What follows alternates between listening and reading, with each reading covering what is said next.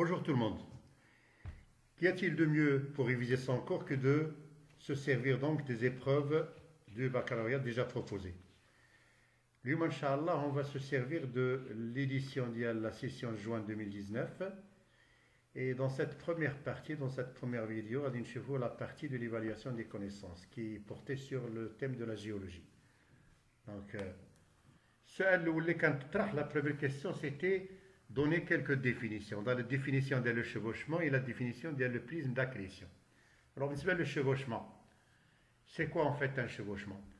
C'est tout simplement un mouvement tectonique entraînant un ensemble de terrain à se déplacer sur un autre suite à un contact anormal du type faille inverse. Il traduit en fait des forces compressives caractéristiques des zones de convergence lithosphérique. Donc, des terrains géologiques sur d'autres terrains, ça ne peut témoigner que l'existence d'une force compressive. Voilà l'exemple d'un chevauchement dans la nature. Voilà. Remarquez que vous avez donc les terrains du Lurgonien. Le Lurgonien, je vous rappelle, c'est un faciès calcaire du Crétacé inférieur.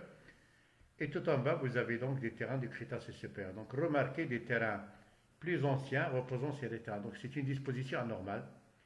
Et c'est un contact anormal. Et bien sûr, il y a une faille qui a entraîné une rupture au niveau de ces terrains. Donc vous avez là une faille inverse et tout en haut, vous avez un chevauchement. Ce sont donc les conséquences de force compressive. Ce qu'il y a d'important à retenir, c'est que c'est un bon indicateur des forces compressives caractéristiques des zones de confrontation entre les plaques. L'accrétion, en fait, c'est une structure géologique en forme de prisme. C'est en réalité des sédiments marins ayant subi un pelage ou un grattage lors de la subduction. On les retrouve dans une fosse océanique. Donc, Mlikangolo, prisme d'accrétion, Canadro, tout simplement, là des structures géologiques caractéristiques des zones de subduction. Voilà en fait comme là une fosse, caractéristique de l'enfouissement d'une plaque sur une autre. Comme les prismes d'accrétion, remarquez, fortement accidentés avec des plis, des failles inverses, etc. Comme c'est la coutume, la deuxième question proposée de l'examen, un questionnaire à choix multiples. L'essentiel, c'est de retrouver donc la suggestion valable pour les 4 questions. C'était noté sur 2 points. Le refroidissement du magma en surface dans les zones de subduction entraîne la formation d'eux. Et parmi les 4 propositions, la bonne, bien sûr, c'est la C. L'andésite a une structure microlithique. C'est l'andésite, effectivement, qui provient d'un refroidissement du magma en surface. Si je vous rappelle un petit peu le cas d'IEL l'andésite, là, vous avez devant vous une lame mince d'IEL l'andésite. Au cas de chevaux, la partie sombre, en fait, c'est la présence de verre, c'est la partie non cristallisée. Et la présence de cette pâte vitreuse veut dire tout simplement, comme c'est le cas pour toutes les roches volcaniques, que la structure est microlithique. Il y a des microlithes qui baignent dans une pâte vitreuse, comme des phénocristaux qui ont eu l'occasion de se former dans la chambre magmatique, mais avec la matière minérale qui est sur la surface, il n'a pas le temps de cristalliser. Donc les roches volcaniques colombes, c'est l'andésite en est une, sont à structure microlithique. Par contre, la péridotite, comme on a une lame mince de péridotite toujours observée au microscope polarisant, et remarquez qu'elle est entièrement cristallisée. Donc c'est une roche grunue, comme c'est le cas de toutes les roches plutoniques. Qu'est-ce qu'il y a de commun entre l'andésite et la péridotite? C'est qu'elles sont toutes les deux des roches magmatiques. Mais attention, ne confondez pas entre les roches volcaniques et les roches plutoniques. Les roches volcaniques ont la structure microlithique. La deuxième question, quand il y a à propos du gneiss, le gneiss se caractérise par une structure foliée. Une structure, bien sûr, la bonne proposition, il y a la B, de foliation. Bien sûr, et là, comme un échantillon de gneiss, voilà. Remarquez que c'est une structure qui se caractérise par la succession de lits à contenu minéralogique différent. Dans le cas du gneiss spécialement, comme le lit qui est clair, vous voyez donc qu'il est formé de quartz et de feldspath, et vous avez un feuillet sombre micacé, donc c'est une alternance d'IEL, les feuillets sombres et les feuillets clairs qui donnent l'aspect de la foliation, le gneiss. Donc, le terme folium vient tout simplement de terme latin qui veut dire lit. Donc, voilà ce qui est pour l'Église. Donc, la bonne proposition est. La troisième question, quand c'est à propos des ondes de subduction. Les ondes de subduction se caractérisent par, et bien sûr, la proposition vraie, c'est la C, une haute pression et une basse température. Comme je les caractéristiques de la zone de subduction, notamment donc à propos du calcul du flux thermique. Vous avez donc là le flux thermique, c'est-à-dire la quantité de chaleur dégagée par l'unité de surface en milliwatts.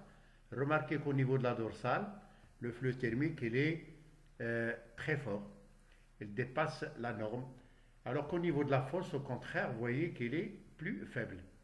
Mais au niveau de l'axe volcanique, là encore, vous trouvez qu'il est bleu. Donc remarquez que les isothermes, le trace il y a les isothermes, mais vous montrent effectivement que au niveau de la zone de subduction, qu'il y a un affaissement. C'est normal parce que les matériaux qui subduisent, la plaque subduite, elle est froide. Et c'est tout à fait normal qu'on va noter au niveau de la fosse une anomalie thermique négative. Alors que là où il y a du magmatisme, il y a donc la montée d'un magma qui va réchauffer encore, qui va faire que le flux thermique à ce niveau-là, enfin de l'axe, il est légèrement supérieur. Donc en fait, la subduction a une double anomalie.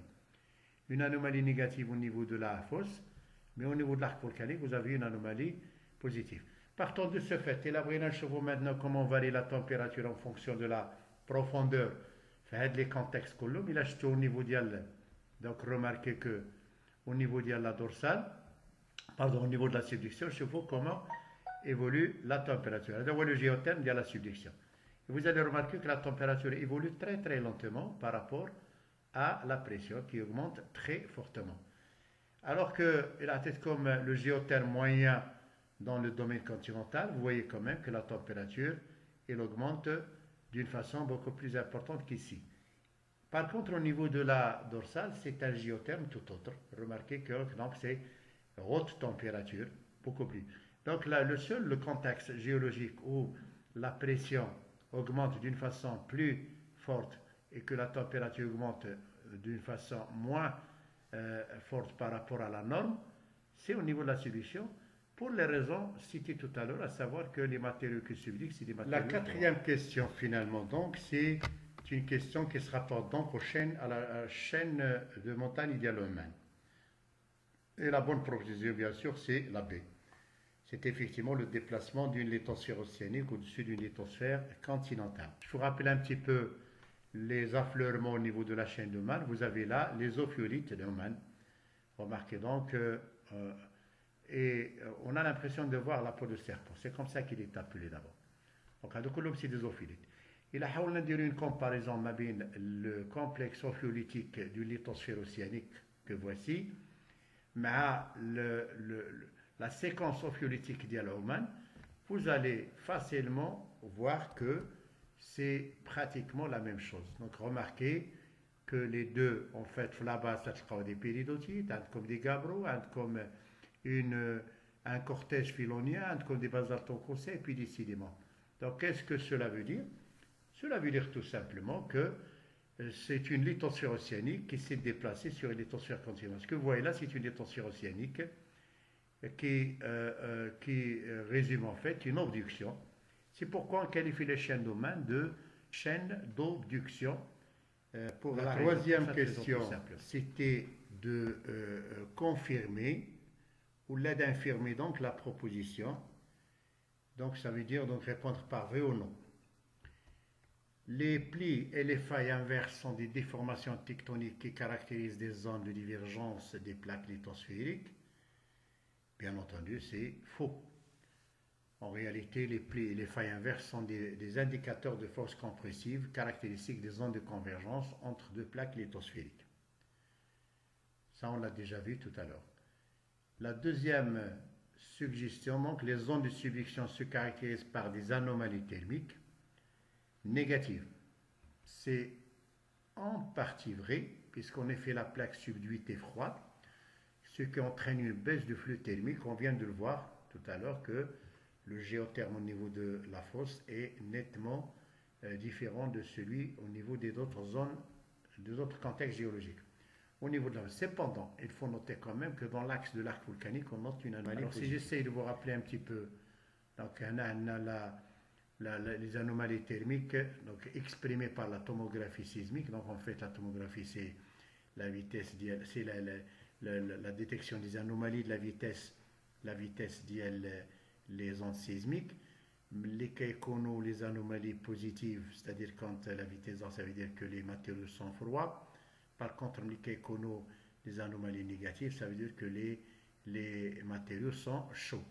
On a comme en bleu des anomalies négatives, on a des anomalies positives, par contre, des anomalies négatives.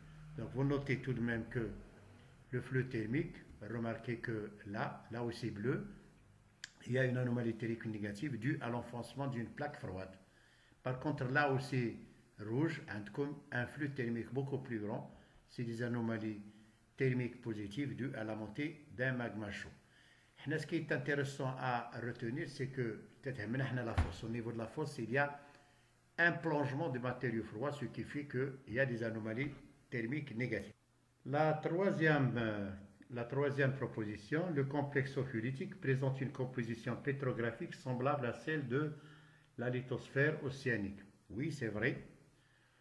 En effet, les ophiolites représentent bien une lithosphère océanique. On vient de le voir au niveau de la chaîne d'Oman. On avait comparé la séquence ophiolitique d'Oman et celle de la lithosphère océanique. La quatrième question. L'andésite est une roche magmatique qui résulte du refroidissement et de la solidification d'un magma en profondeur. C'est tout à fait faux. On vient de voir le QCM. L'andésite, effectivement, c'est une roche volcanique et par conséquent, il a une structure microlithique dont le refroidissement s'est achevé en surface. Donc l'andésite est bien une roche magmatique, c'est vrai, mais dont le refroidissement s'achève en surface et non en profondeur. La dernière question proposée, c'était donc tout simplement de compléter un schéma. Donc le document C-contre représente un schéma d'une zone de convergence entre deux plaques lithosphériques. Il fallait donc déterminer de quel phénomène s'agit-il. Vous l'avez tous défini, c'est le phénomène de subduction. Et puis pour la légende, remarquez que le 1, donc c'est la croûte océanique, la 2, c'est une lithosphère océanique, et la 3, finalement, c'est le manteau supérieur. Voilà donc la prochaine séance, Inch'Allah, غادي نشوفوا le reste du cours, le reste ديال l'exercice, وغادي نحاولوا à travers هاد les exercices proposés au baccalauréat frapper d'une pierre deux coups, donc c'est-à-dire répondre aux questions mais en même temps nous déroulons la révision du cours. Voilà, merci et à la prochaine.